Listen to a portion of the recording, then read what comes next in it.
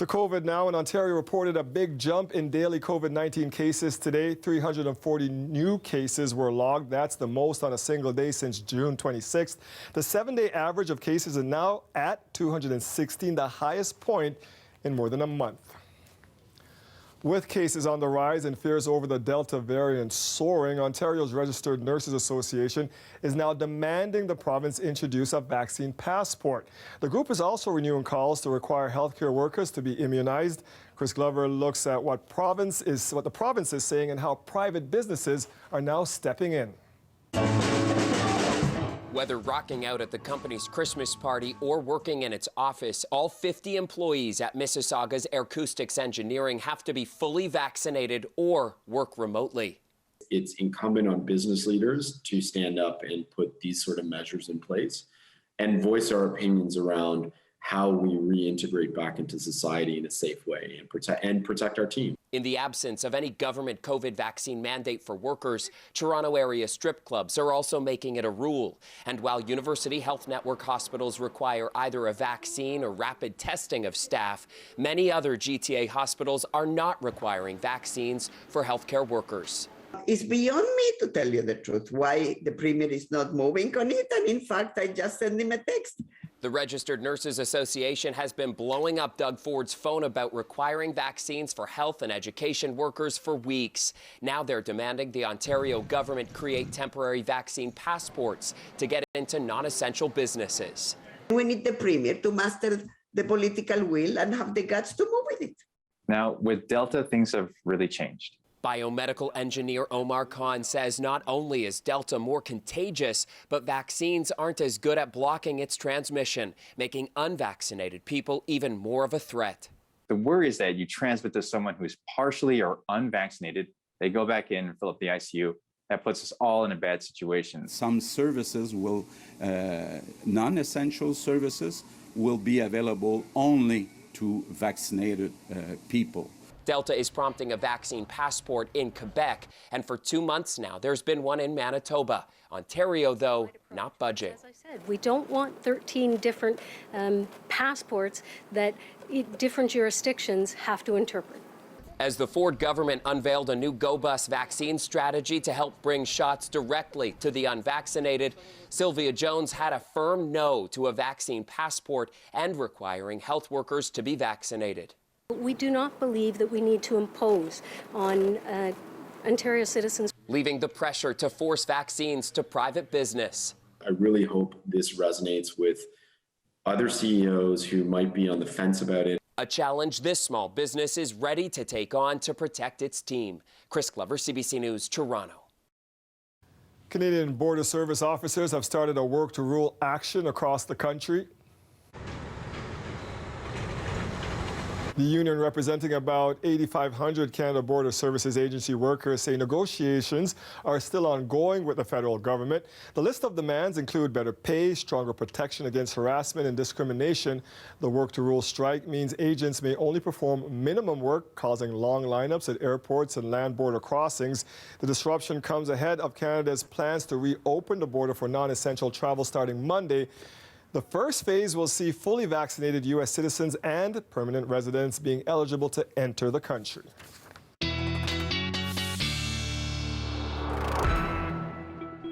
And Nick, I pulled out the gold tie today, not for the sunshine we've been getting, but for that Olympic soccer win. I got to give a shout out to my buddy Tony Riviera. His daughter Jade played in that game.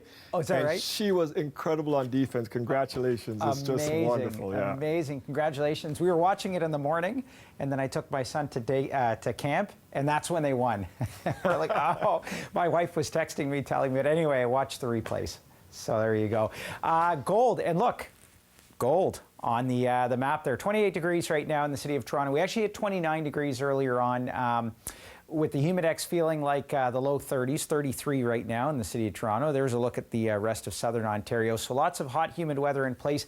And this isn't going anywhere for the next few days. It's actually sticking around. There's not much of a change in the weather pattern. We are seeing some instability, though. So you've got the heat, you've got the humidity. That's some of the fuel that we need for these thunderstorms. And then often we need a trigger. And in this case, we're seeing this being triggered off by basically lake breeze down in southwestern Ontario. And that's the same thing that's going to happen again tomorrow, but we'll see it closer to the the city. So some showers and isolated thunderstorms north of the GTA. Those are going to dissipate into the evening. The whole system here kind of draping across and really doesn't change much over the next couple of days. So you put the forecast board into motion. Tomorrow morning, a mix of sun and cloud, but by the time we hit the afternoon, we're going to fire off some thunderstorms. Really, again, right through southwestern Ontario, up around the Golden Horseshoe. This is all sort of triggered off by lake breeze. And that's kind of typical for this time of year in the summer. And so we'll see some of these showers developing tomorrow. Then they sort of dissipate into the late evening hours. And then again, as we head through Sunday, look for a mix of sun and cloud here and about a 30% chance. I think we're going to see some spotty showers picking up on Sunday afternoon. Not as much as Saturday, but still the risk of it, especially towards sort of the north end of the GTA. So not a wash this weekend, but certainly be on the lookout for some rain showers. 19, 20 degrees tonight. The humidex through the overnight, by the way, 25. So it's going to be a muggy night tomorrow. Temperatures in the high 20s to the 30s down in St. Catherine with the humidex value. It'll feel closer to about 33 to 35. And that basically stays in place as we head through the next few days. So there's tomorrow's forecast. 30 on Sunday. Again, the humidex in the low to mid 30s. The risk of seeing a few showers. Again, a mix of sun and cloud into Monday. And then pattern starts to break down. And we get more in the way of showers and a bit of a cool down into Tuesday. Not much of a cool down, but anyway, relatively. We get what you mean. Yeah. Thank you. A man is dead and a woman is facing charges after an alleged hit and run on Dufferin Street. A motorcyclist and a vehicle collided just after 11 last night at Rainey Avenue, just south of the 401. The motorcyclist was pronounced dead at the scene. Police allege the female driver fled. Her vehicle, a black minivan, was discovered abandoned in the parking lot of a townhouse complex nearby. She was charged with impaired driving, causing death, and failure to remain at the scene of a collision. Police are asking anyone with possible dash cam footage of the crash to come forward. There are worries that all-night raves at Tommy Thompson Park are threatening local wildlife. Members of Friends of the Spit, they say the most recent party was on one of these far-off beaches. It was one of several in the past few months they say is destroying the area. Group members say the parties leave bottles, tiki torches, and even human waste in the park. But they're most worried about the noise and the trampled vegetation, that it will scare off the birds, foxes, and mink in the area. The group is demanding that authorities do more to stop the parties. Local councillor Paula Fletcher says it's time for the city to step up enforcement. Because of the popularity of the park, we have to be far more vigilant, which the TRCA and the city is being far more vigilant. I think now we need to turn our minds to the nighttime. And somebody has torched a barrier. They've gone through in their car. That's all wrong. There is a license plate. I'm asking for a pretty hard and quick response to that for whoever went in to bring all the sound equipment to have the illegal rave. Toronto police say they've been patrolling the park since May and will be stepping up patrols this week and in an area near the park's entrance. Toronto police issuing a warning about a string of car thefts in Scarborough, where they say specific models appear to be targeted.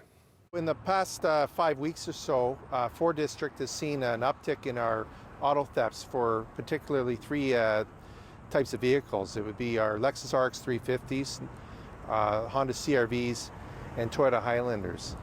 I think, if I'm correct, it's 53 of them were taken in the past 5 weeks. In 1 week, a 9-day period, we had over 30.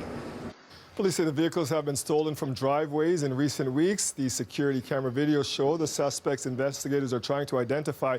You can see them reprogramming blank key fobs. Police say the best way to keep your vehicle safe is to park in a garage or lock your steering wheel with a club. Toronto will not have a new police chief by the end of the year. The city announcing today the interim chief, James Raymer, will stay on the job until the end of 2022. Raymer was appointed as interim chief in June of last year. Mayor John Tory issued a statement today calling the extension the right thing to do as the city emerges from the pandemic. The mayor says the process of selecting the next chief of police is continuing, adding it's important to take their time so that they can take public consultation into account. Delivered to the police service. Today was the earliest possible date Ontario could have moved beyond stage 3, but the province hasn't met those vaccination targets just yet. The Canadian Federation of Independent Business says many businesses are struggling to recover with capacity limits still in place, in particular indoor entertainment venues like arcade bars. They were growing in popularity before the pandemic. Talia Ricci spoke with a couple of local bar owners about the challenges of navigating their unique business and whether people are eager to return to play. So in the 80s, they were huge, and in the 90s, they went away. And then in the 2010 and on, they started to sort of bounce back. Then it just became a huge idea of just being able to play a ton of games and have drinks available. They're the flashing lights and sounds that bring people on a trip through time. But when the pandemic hit, local arcade bars wondered if it was game over. I was reading the restrictions on what it looked for a restaurant and what it looked like for this, and I was like, I am not any of those things. You can't sell an experience for takeout. It doesn't work. We're very much a type of business that people need to be inside. It's one of those things where it's not a common business model. There's only a handful of arcade bars, but we kind of fell through the cracks. But both of these businesses stuck it out. A loyal customer even started a GoFundMe to help Cabin Fever survive. But since reopening, there are some elements of the experience they say aren't quite the same. It's so small, and I didn't really think about the idea of having 800 square feet with 14 arcade games and my small capacity, what that would look like when I got to reopen. Right now we're doing table service up front. We have our arcade area where we're standing right now. I can't let people walk around with drinks. Despite these challenges, both say they've been pleasantly surprised with the number of customers eager to come back. Being closed for 8 months, we have a large regular base. They were very, very excited to get through the door. Pinball, classic video games, it's a completely different experience. In a pinball machine, you've got a whole world under that glass, and you have to manipulate it yourself. I think if they come once and they come a second time, it means that they felt that first experience was a good, safe one. Just being able to have a beer and play games, and I think it just brings you back kind of to what it felt like when you were 10 years old. I'm off to a good start. And they have high hopes that nostalgic joy will persevere post-pandemic. I've had people thanking me up and down for hanging on, for doing what we're doing. That's why I do this. People come here to have fun. It puts a smile on my face. Talia Ricci, CBC News, Toronto. If your weekend commute tends to involve the DVP, you'll have to find an alternate route this weekend. The expressway will be closed all weekend for the annual maintenance. Closures will take place at 11 p.m. tonight. Roads will be closed until 5 a.m. Monday. Because of the work on the DVP, the Lakeshore Boulevard West closure for active TO will not take place this weekend. Canada's reggae scene has lost an icon. Jojo Bennett, one of the founders of the Satellites, passed away on Tuesday. Dahlia Ashley spoke to his friends and fellow musicians about his legacy in this city. Just give me some kind of sign, girl. He was known as the Canadian Reggae Lion. Joseph Bennett, also known as Jojo Bennett, died on Tuesday at age 81. He was an extremely musical person, and he was an extremely encouraging person. So that made him a great teacher and a great player. Fergus Hambleton and Jojo Bennett were not only the first members of the Satellites, but teachers as well. They started in the early 80s as a teaching group, the Satellites Music School, a pay-what-you-can service. Hambleton's alto voice and Bennett's flugelhorn talent made them two-time Juno Award winners. Bennett was born in 1940 in Kingston, Jamaica. He studied jazz and the classics at the Alpha Boys School. It was where he learned so much and came out of there with a few dollars in his pocket and a horn under his arm. Blair Moody was Bennett's longtime friend. He was at Bennett's bedside the day before he died. It was a very emotional thing for me, but I'm so glad that I was able to have that opportunity. Bennett was known for his loving energy. So everything just, ooh, it's a blossom. Bennett's legacy is marked by a mural in Reggae Lane in Toronto's Little Jamaica. Julian King is a longtime promoter in the local reggae scene. Bennett was his friend and mentor. The satellites would perform at the Bamboo. If you got there at 11:30, you weren't going to get it. He says Bennett was ill on and off for a few years. He could barely blow the horn anymore, but just because he was there, the energy in the room was higher because he was there, and he loved to perform.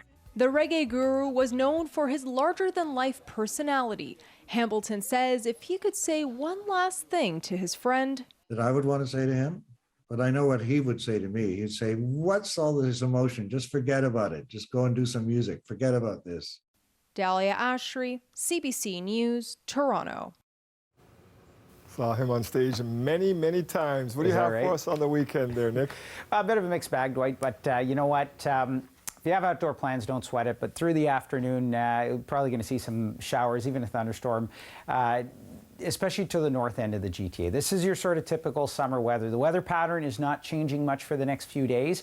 So we're just going to get this cycle of sort of afternoon showers and thunderstorms. We've seen them today, and they've sort of popped up to the north of the GTA, down toward the southwest, Kitchener, Waterloo, Fergus, areas northward, seeing that this afternoon.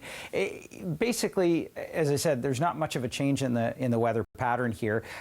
So we've got some instability in the air, and then in the daytime, what happens is you get this lake breeze that kind of moves in, and it triggers off some of these showers and thunderstorms. We'll see that again tomorrow around the London area, but also up toward the Golden Horseshoe. So you look at the forecast board, and you can actually pick it out here. So in the morning, we've got a little bit of cloud cover, but as we get some daytime heating and that sunshine, you'll notice that it draws a line right through southwestern Ontario, and it kind of goes up around the arc of Lake Ontario. And that's from the lake breeze. And so we're going to see those being triggered off tomorrow, and then they sort of dissipate into the evening. And then as we head through Sunday, less of a chance of seeing them, but still some isolated showers possible, especially to the north end of the GTA. So there's a look at your 5-day forecast again. 29 degrees tomorrow. Not a wash, but some afternoon showers.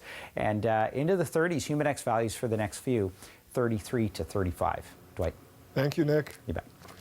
That is our show for tonight. Thank you for joining us. We will see you back here Monday at 6. Stay safe and have a great weekend, everybody.